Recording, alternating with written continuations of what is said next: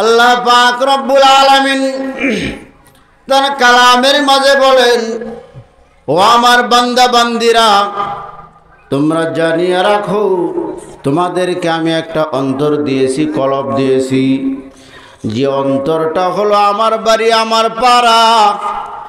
আমি ওই জায়গায় বসবাস করি, এই জায়গায় বসবাস করি যেহেতু আমি এটা পরিষ্কার পরিচ্ছন্ন রাখবা। কিন্তু কথা হলো কেমন করিয়া পরিষ্কার রাখবো? আমাদের নবী মুহাম্মদুর রাসূলুল্লাহ সাল্লাল্লাহু আলাইহি ওয়াসাল্লাম ফরমান, কুল্লু শাইইন সিকালুন ওয়া সিকালাতুল কলবি যিকরুল্লাহ। প্রত্যেকটা জিনিস পরিষ্কার করার জন্যে, প্রত্যেকটা ময়লাযুক্ত জিনিস ময়লা থেকে পরিচ্ছন্ন করার জন্যে কোনো না কোনো প্রতিষেধক রয়েছে, কোনো না কোনো বস্তু রয়েছে। আর অন্তর পরিষ্কার করার মাধ্যম হলো, প্রতিষেধক হলো জিকির। আল্লাহ তাআলার জিকির করার মাধ্যমে আমাদের অন্তরে যে ময়লা হয়ে গেছে, এই ময়লাগুলো পরিষ্কার পরিচ্ছন্ন হবে। তাই আমাদের কাজ হলো সকাল সন্ধ্যায় এবং শোয়ার আগে এবং ঘুম না আসা পর্যন্ত, দাঁড়ানো অবস্থায়, বসা অবস্থায়, কাজের মাঝে সদা সর্বদাই আল্লাহ তাআলার জিকির করা। কার জিকির? আল্লাহ নামের জিকির করা। জিকির হলো এমন একটা ইবাদত, এমন একটা আমল, যে ইবাদত করলে, যে আমল করলে কোনো ওযুর প্রয়োজন হয় না। ওযু ছাড়া কেউ যদি ইচ্ছা করে সে আল্লাহ তাআলার জিকির করবে, সে যদি জিকির করে, এটা আল্লাহ পাক রব্বুল আলামিন শ্রবণ করেন, শোনেন। আর যদি সে ওযুর সাথেও জিকির করে, তাহলেও আল্লাহ শোনেন। ঠিক না বেঠিক? কোনো ব্যক্তি যদি দাঁড়িয়ে দাঁড়িয়ে আল্লাহর নাম জপে, আল্লাহকে স্মরণ করে, আল্লাহ ডাকে সাড়া দেয়। আল্লাহ পাক রব্বুল আলামিন তার কালামের মাঝে বলেন, উদউনি আস্তাজিব লাকুম, উদউনি আস্তাজিব লাকুম। আমাকে ডাকো, আস্তাজিব লাকুম, আমি তোমাদের ডাকের সাড়া দেব। দুঃখের বিষয় হলো, আল্লাহ পাক রব্বুল আলামিন বান্দা বান্দীদেরকে উদ্দেশ্য করিয়া বলেন, ইয়া আইয়ুহাল্লাযীনা আমানু উযকুরুল্লাহা যিকরান কাসীরা ওয়াসাব্বিহুহু বুকরাতাও ওয়া আসীলা। ও আমার বান্দা বান্দীরা, হো ঈমানদার বান্দা বান্দীরা, তোমরা বেশি বেশি করিয়া আমি আল্লাহর জিকির করো এবং তাসবিহ পাঠ করো। সকালেও পাঠ করবে, বিকালেও পাঠ করবে, সন্ধ্যাও পাঠ করবে। এইভাবে আল্লাহ তাআলা তার কালামের মাঝে আরেক জায়গায় বলেন, তোমরা দাঁড়িয়েও জিকির করবে, বসা অবস্থায় জিকির করবে, শোয়া অবস্থায় জিকির করবে। এটার কারণ কি? কারণ আমরা যতক্ষণ পর্যন্ত আল্লাহ তাআলার সাথে মহব্বত করতে না পারবো, আল্লাহ তাআলার সাথে আমাদের ভালোবাসা গভীর না হবে, ততক্ষণ পর্যন্ত আমরা জান্নাতের মেহমান হতে পারবো না। ঠিক না বেঠিক? কারো বাড়িতে যদি আমরা যাইতে চাই, তার সাথে আগে আন্তরিকতা করতে হয়। ঠিক না বেঠিক? বাড়িতে আগে এসে ডাকে না, বাড়িতে আগে এসে জায়গা দেয় না। যখন তার সাথে গভীর বন্ধুত্ব হয়, তখন বলে, আপনি আমার তো কাছের লোক, ভিতরে চলে আসেন। ঠিক না বেঠিক? তাহলে আমি আল্লাহ তাআলার জান্নাতের মাঝে প্রবেশ করতে চাই, আল্লাহ তাআলার জান্নাতের মাঝে আমি যাইতে চাই, অথচ আল্লাহ তাআলার সাথে আমার সারা দিনে একবারও কোনো আলাপ হয় না। এটা কেমন কথা? আল্লাহর সাথে কি করতে হবে? আলোচনা করতে হবে, নামাজ আদায় করতে হবে। নামাজ আদায় করার মাধ্যমেও আল্লাহ তাআলার জিকির আছে। ঠিক না বেঠিক? নামাজ যখন বান্দাবান্দি নামাজ আদায় করে, তখন আল্লাহ পাক রব্বুল আলামিনের কুদরতি পায়, যখন সেজদা দিয়া বান্দাবান্দি বলে, আল্লাহ, সারাদিন আমি অন্যায় করেছি, অবিচার করেছি, তোমার আদেশ সঠিকভাবে পালন করি নাই মালিক, দয়া করিয়া তুমি আমার অপরাধগুলা মাফ করিয়া দাও। যখন আল্লাহর কুদরতি পায়ে চোখের গরম পানি বান্দা বান্দি ফেলে দেয়, আল্লাহ পাক রব্বুল আলামিন ফেরেশতাদেরকে বলেন, ও আমার ফেরেশতারা, আমি যখন এই মাখলুক আদম বানাইতে চাইছিলাম তখন তোমরা আমাকে বাধা দিয়েছিলে, বলেছিলে আমরাই তো আছি, এদের কি দরকার, এরা ফিতনা ফাসাদ করবে, ভাই ভাই ঝগড়া করবে, রক্তপাত করবে, আমরাই তো তাসবিহ পাঠ করতেছি, গুণকীর্তন করতেছি, প্রশংসা করতেছি, মাটির তৈরি আদমের কি দরকার। দেখো দেখো আমার বান্দা বান্দিও ভুলে অপরাধ করে ফেলেছে, কিন্তু আমি আল্লাহর কাছে সে দিন শেষে সে ফরিয়াদ করতেছে, মাগফিরাত চাইতেছে। এখন তোমরাই বলো কি করা যায়। আল্লাহ পাক রব্বুল আলামিনের সাথে তারা জবাব দেয়, ফেরেশতারা জবাব দেয়, আল্লাহ সে ভুল করেছে ঠিক, কিন্তু তোমার কাছে সে মাগফিরাত চাইতেছে, এমন বান্দা বান্দীদের গুনাহগুলা মাফ করে দেওয়া উচিত।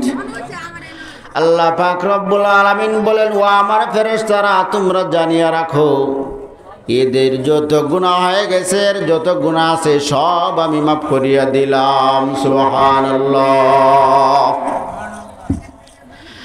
মানুষ যখন গুনাহ থেকে বেঁচে থাকে এটাও হলো জিকির, ঠিক না বেঠিক? আমরা কিন্তু মনে করি জিকির মানে সুবহানাল্লাহ সুবহানাল্লাহ, আলহামদুলিল্লাহ আলহামদুলিল্লাহ, আল্লাহু আকবার আল্লাহু আকবার, লা ইলাহা ইল্লাল্লাহ। এই তাসবিহগুলোর নামই হলো জিকির। জিকির শব্দের অর্থ হলো আল্লাহর স্মরণ। বান্দা যখন কোনো গুনার কাজে লিপ্ত হয়, গুনার কাজে লিপ্ত হওয়ার পর যখন তার স্মরণ হয়, আমি তো মুসলিম, আমি তো ইসলামদারি, আমি তো মুমিন, আমার পক্ষে তো এই সমস্ত গুনার কাজে লিপ্ত হওয়া ঠিক হয় নাই। আল্লাহ পাক রব্বুল আলামিনের কাছে আমার জবাবদেহি করতে হবে, কারণ আমার কি আছে, একজন মালিক আছে। আল্লাহ পাক রব্বুল আলামিন সূরাতুল ফাতিহায় বলেন, মালিকি ইয়াউমিদ্দিন, ঠিক না বেটি? এইভাবে যখন সে চিন্তা ভাবনা করে আর গুনার কাজ পরিত্যাগ করে, গুনার কাজ ছেড়ে দেয়, এখন বলেন তো বাবাজিরা, কার বয়ে গুনার কাজ ছেড়ে দিল? আল্লাহ তাআলার ভয়ে গুনার কাজ ছেড়ে দিল। আল্লাহ তাআলার ভয় যে তার অন্তরে আসলো, আল্লাহর কথা যে তার অন্তরে স্মরণ হইল, এটার নামও জিকির। আর জিকিরের মাধ্যমে মানুষের গুনাহগুলা জড়ে যায়। সগীরা যে গুনাহগুলা আছে,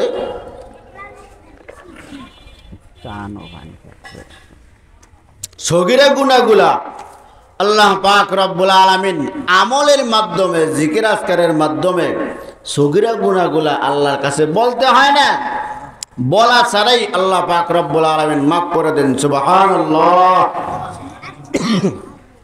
আল্লাহ পাক রব্বুল আলামিন বান্দা যখন 5 ওয়াক্ত নামাজ আদায় করে, নামাজ আদায় করার জন্য যখন সে ওযু বানায়, যখন সে মুখমণ্ডল ধৌত করে, মুখমণ্ডল ধৌত করার সাথে সাথে জবানের মাধ্যমে তার যত প্রকার সগীরা গুনাহ হয়ে গেছে, চোখের মাধ্যমে যত প্রকার সগীরা গুনাহ হয়ে গেছে, অবৈধ ঘ্রাণ নেওয়ার কারণে নাকের দ্বারা যত প্রকার সগীরা গুনাহ হয়ে গেছে, এই সগীরা গুনাহগুলো আল্লাহ পাক রব্বুল আলামিন মাফ করিয়ে দেন। সুবহানাল্লাহ। নবী সাল্লাল্লাহু আলাইহি ওয়াসাল্লাম সাহাবাদেরকে বলেন, এই শুনো, যদি একজন মানুষের বাড়ির সম্মুখে ফোয়ারা থাকে, নহর থাকে, আর সে যদি দৈনিক 5 বার তাতে গোসল করে, তার শরীরে ময়লা থাকবে নি? সাহাবা একরাম বলেন, না না, কারণ 5 বার গোসল করার পরে তার শরীরে ময়লা থাকতে পারে না। তো বান্দা যখন 5 ওয়াক্ত নামাজের জন্য 5 বার ওযু করে, আর 5 ওয়াক্ত নামাজ আদায় করে তার যত সগীরা গুনাহগুলো আছে এই সগীরা গুনাহ আল্লাহ পাক রব্বুল আলামিন ধুয়ে মুছে পরিষ্কার করে দেয়। সুবহানাল্লাহ। কি বলতেছিলাম? গুনাহ থেকে বেঁচে থাকাও হলো জিকির। গুনাহ থেকে কোনো বান্দা গেল আল্লাহ তাআলার কোনো বান্দির কাছে জিনা করবেন, সে যদি চরম মুহূর্তে যাওয়ার আগেও তার স্মরণ হয় যে আমি তো মুসলিম ঘরের সন্তান, আমি মুসলিম, আল্লাহ তাআলার কাছে আমার জবাবদেহি করতে হবে, কারণ এই নারী আমার জন্য বৈধ নয়, এই নারী আমার জন্য অবৈধ। যখন সেই কথা চিন্তা ভাবনা করে এই খারাপ কর্ম থেকে ফিরে আসলো, এই খারাপ কর্ম থেকে ফিরে আসার কারণে সে যে ধৈর্য ধারণ করলো, এর বিনিময়েও আল্লাহ তাআলা সওয়াব দান করেন। সুবহানাল্লাহ। বর্তমান সময়ে মানুষ জিনার মাঝে বাজেভাবে লিপ্ত। জিনার বহু প্রকার আছে। হাতের জিনা আছে না নাই? চোখের জিনা আছে না নাই? জবানের জিনা আছে না নাই? পায়ের জিনা আছে না নাই? একজন মানুষ জিনা করার নিয়তে সে পায়ে হেঁটে গেল, পায়ে হেঁটে যাওয়ার কারণে তার আমলনামায় পায়ের জিনা লেখা হবে। আর সে যখন স্পর্শ করবে অবৈধ নারীকে স্পর্শ করার কারণে তার হাতের জিনা হবে। বুঝছেন নি বাবাজিরা? ও আমার যুবক ভাইরা, মনোযোগ দিয়ে শুনো, কারণ যুবক বয়স হলো এমন একটা বয়স, কোন দিক দিয়ে সকাল হলো আর কোন দিক দিয়ে রাখতে হলো, এটা হলো বয়সটা এমন একটা বয়স যে ক্লোরোফর্মের মতো। এই বয়সে যুবক যুবতীদের কোনো হুঁশ থাকে না। এই কনকনে শীতের মাঝে আমরা অনেকেই কি আছি চাদর নিয়ে আসছি, ঠিক না বেঠিক? অনেকে আবার কি সোয়েটার নিয়ে আসছি, তারপরেও হাত মোজা আছে, পা মোজা আছে। কিন্তু এমন কনকনে শীতের মাঝে এমন যুবক যুবতী আছে যারা সুন্দরভাবে সাজুগুজু করে তার সখীর সাথে, তার শাখার সাথে দেখা করবে, এই জন্য সে কি করতেছে? শীতের মাঝে অপেক্ষা করতেছে, ঠিক না বেঠিক? এইভাবে যদি ওই যুবক যুবতী আল্লাহ তাআলার জন্য আবেগ আপ্লুত হইত, তাহলে আল্লাহ পাক রব্বুল আলামিন তাকে আল্লাহর ওলি বানিয়ে দিত। সুবহানাল্লাহ। কিন্তু মানুষ গুনার দিকে এমনভাবে ধাবিত হইতেছে, দেখবেন যখন বৃষ্টি বাদলের সময় আসে, আমরা অনেকেই বলি যে আজকে ওই পোকা বেশি উঠেছে, আজকে বৃষ্টি হবে, ঠিক না ঠিক? তখন আমরা কি করি? আগুন জ্বালাই। আগুন জ্বালানোর পরে দেখা যায় ওই পোকাগুলা উড়ে উড়ে আগুনের দিকে যায়, আর ওই জায়গায় যায় সে কী করে? মৃত্যুবরণ করে, ঠিক না ঠিক? ঠিক তেমনিভাবে আমরা কি করতেছি? জাহান্নামের আগুনের দিকে যাইতেছি, আমরা বিন্দু মাত্রও খেয়াল করি না। আমাদের অন্তরকে বাজেভাবে আমরা নষ্ট করে ফেলতেছি। জিনা করার মাধ্যমে, সুদ গ্রহণ করার মাধ্যমে, অবৈধ খাদ্য গ্রহণ করার মাধ্যমে, অবৈধ কথা বলার মাধ্যমে, অবৈধ কথা শ্রবণ করার মাধ্যমে, অবৈধ জিনিসের ঘ্রাণ নেওয়ার মাধ্যমে, অবৈধ জিনিস দেখার মাধ্যমে বহু গুনায় আমরা লিপ্ত আছি, ঠিক না ঠিক? চিন্তা করি, নিজেই যদি নিজেকে নিয়ে চিন্তা করা যায় তাহলেই যথেষ্ট।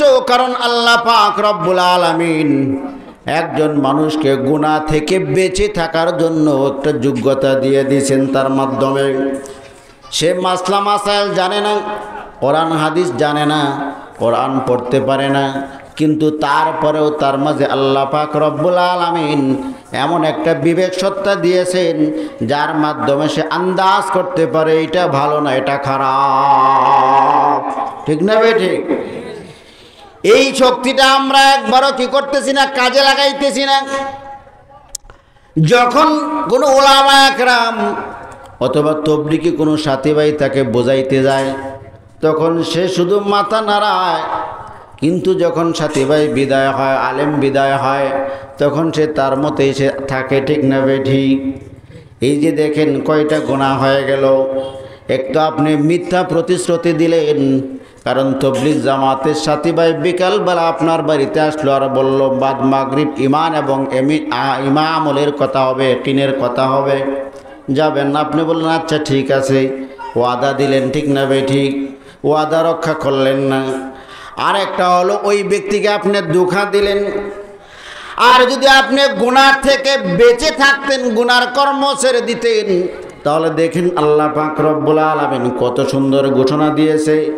আল্লাহ পাক রব্বুল আলামিন যে সমস্ত বান্দাবান্দি অভাবে পড়িয়া ধৈর্য ধারণ করে এবং যে সমস্ত বান্দাবান্দি গুনার কর্মকে পরিত্যাগ করিয়া ধৈর্য ধারণ করে, কারণ তার মনে চাইতেছে গুনার কাজটা করার জন্যে, তার মনে চাইতেছে সুদ গ্রহণ করার জন্যে, তার মনে চাইতেছে জিনা করার জন্যে, তার মনে চাইতেছে ঘুষ গ্রহণ করার জন্যে, তার মনে চাইতেছে অন্যায়ভাবে একজনকে আঘাত করার জন্যে, কারণ সে দাপটি মানুষ, কিন্তু সে আঘাত করে নাই। অথবা একজন সম্মানী ব্যক্তিকে, এমন একজন ব্যক্তি যার সমাজে কোনো মূল্যায়ন নাই, সে একটা কটু কথা বলে ফেললো, তার কিন্তু ক্ষমতা আছে তাকে চোপাটাঘাত করার, ঠিক না ঠিক? কিন্তু সে ধৈর্য ধারণ করলো, তাকে আঘাত করে নাই। সে বলল আচ্ছা ঠিক আছে, ছোট মানুষ বোঝে নাই, এইভাবে সে ক্ষমা করে দিল। তার ক্ষমতা থাকা সত্ত্বেও প্রয়োগ করে নাই, ধৈর্য ধারণ করেছে। আল্লাহ পাক রব্বুল আলামিন বলেন ইন্নাল্লাহা মা'আস সাবিরিন, অবশ্যই আমি আল্লাহ যারা ধৈর্য ধারণ করে তাদের সাথে রয়েছি। তাহলে এখন বলেন তো, আমরা যখন গুনার কাজ করতে মন চায় আর গুনার কাজ পরিত্যাগ করিয়া ধৈর্য ধারণ করি, তখন আমাদের সাথে কে থাকে? আল্লাহ থাকে। কে থাকে? আল্লাহ থাকে। আর আমাদেরকে এই সমস্ত বিষয়গুলো শিক্ষা দেওয়ার জন্য হযরত ইব্রাহিম আলাইহিস সালাম আল্লাহ পাক রব্বুল আলামিনের কাছে দোয়া করলেন। যখন হযরত ইব্রাহিম আলাইহিস সালাম কাবাঘর পুনরায় নির্মাণ করলেন আল্লাহ তাআলার আদেশে, আর সঙ্গী ছিল হযরত ইসমাঈল আলাইহিস সালাম, সকলেই ঘটনা জানি। আর একটা পাথর ছিল, পাথরটার নাম হলো হজরে আসওয়াদ। হজরে আসওয়াদ তার কাজ ছিল সিঁড়ির কাজ করতো। যে জায়গায় উঁচু হওয়ার দরকার শুরু হয় উঁচু হয়ে যেত, যে জায়গায় নিচু হওয়ার দরকার চ্যাপ্টা হয়ে নিচু হয়ে যেত। আর হজরত ইসমাঈল আলাইহিস সালাম তিনি যুগল মিস্ত্রি ছিলেন, আমরা নেই না এইভাবে। আর হজরত ইব্রাহিম আলাইহিস সালাম ছিলেন হেড মিস্ত্রি। আর ইঞ্জিনিয়ার হলো আল্লাহ পাক রব্বুল আলামিন জায়গা দেখাইছেন, এই জায়গায় এইভাবে এই মেপে এতটুকু করবা। যখন কাজ শেষ হয়ে গেল, তারপরে আল্লাহ পাক রব্বুল আলামিনের কাছে পিতার পুত্র মিলিয়া দোয়া করতেছে, রব্বানা ওয়াবাস ফীহিম রাসূলা। রব্বানা, হে আমাদের রব, হে আমাদের প্রতিপালক, আমরা তো কাবা ঘর নির্মাণ করলাম, তোমার ঘর আমরা তৈরি করলাম। এখন কথা হলো, এই ঘর আবাদ করার জন্য, এই ঘর পরিচালনা করার জন্য তুমি একজন যোগ্য ব্যক্তি প্রেরণ করো। রব্বানা ওয়াবাস ফীহিম রাসূলা,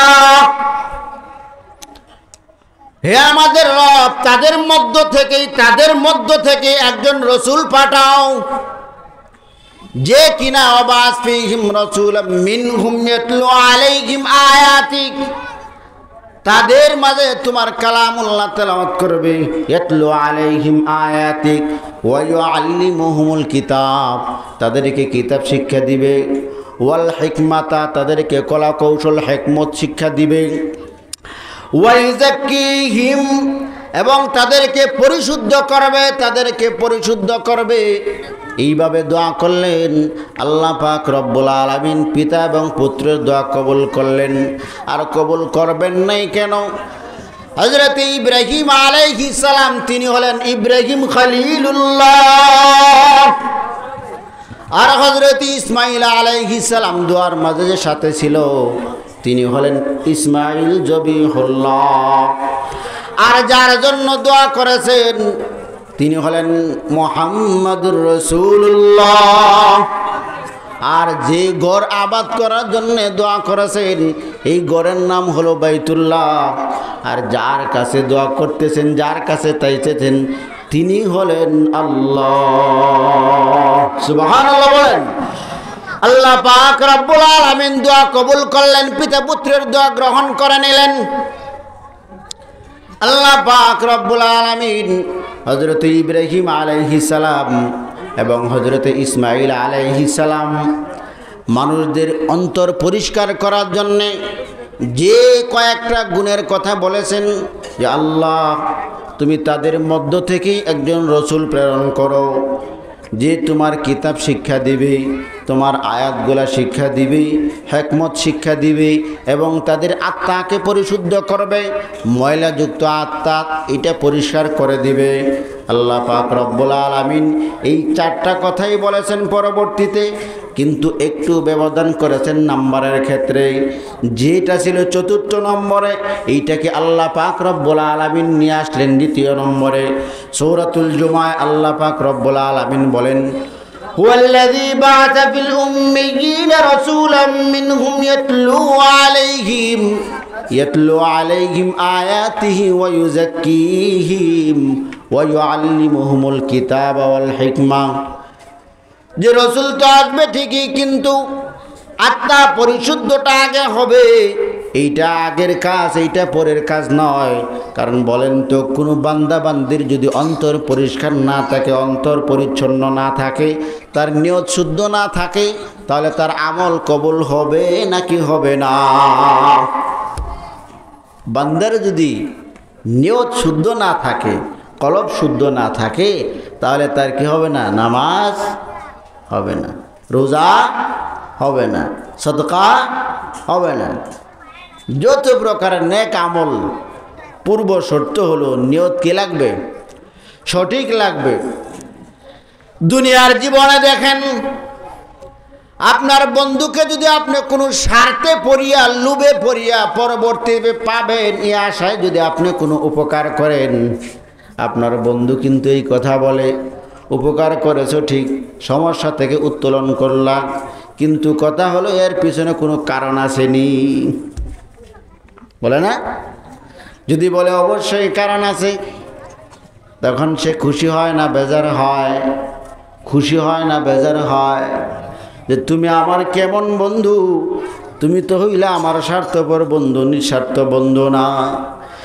তাহলে আল্লাহ তাআলার সাথে তোমার নিঃস্বার্থ বন্ধুত্ব হবে না। আর আল্লাহর তৈরি জান্নাতে কেমন করিয়া যাওয়ার আশা করো?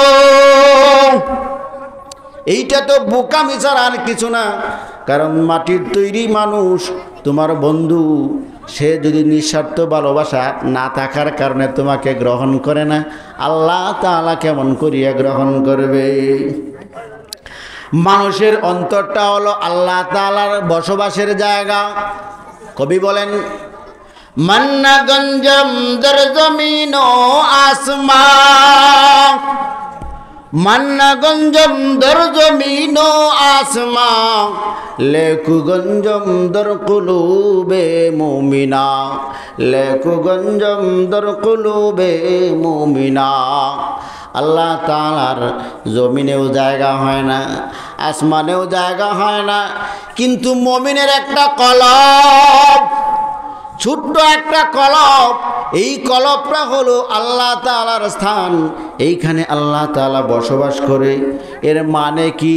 মুমিন বান্দা বান্দিরা আল্লাহ তাআলাকে সদা সর্বদাই কি করে? স্মরণ করে। দেখবেন এক বন্ধু আর এক বন্ধুকে বলে, ও তুমি আমাকে কেমন ভালোবাসো? কলিজা সিরিয়া দেখাই মনি, বলে না? যদি পারতাম কলিজা সিরিয়া দেখাইতাম কতটুকু ভালোবাসা আছে। তুমি এমনভাবে আমার সাথে বন্ধুত্ব করে ফেলেছো, আমার কলিজায় গেঁথে গিয়েছো, আমার অন্তর তুমি দখল করে নিয়েছো, আমার সব তোমাকে উদার করে দিলাম। তাহলে আল্লাহ তাআলার সাথে যখন বান্দার গভীর বন্ধুত্ব হয়ে যাবে, তার অন্তর পরিষ্কার হয়ে যাবে। দেখেন, আপনার বাড়ি মেহমান আসবে, মেহমানকে উপলক্ষ করে আপনার বাড়ির আঙ্গিনা, আপনার মিনঘর পরিষ্কার করেন না? করেন না? করেননি? তাহলে আল্লাহ তাআলা আপনার অন্তরে বসবাস করবে। এটা পরিষ্কার লাগবে নি, এটা পরিষ্কার লাগবে নি। এই জন্য আল্লাহ তাআলা বলেন, ও আমার খলিল ইব্রাহিম, আপনি যা বলেছেন ঠিক আছে, কিন্তু একটু ব্যতিক্রম হইল, অন্তরটা আগে পরিষ্কার করতে হবে, অন্তর আগে পরিষ্কার করতে হবে।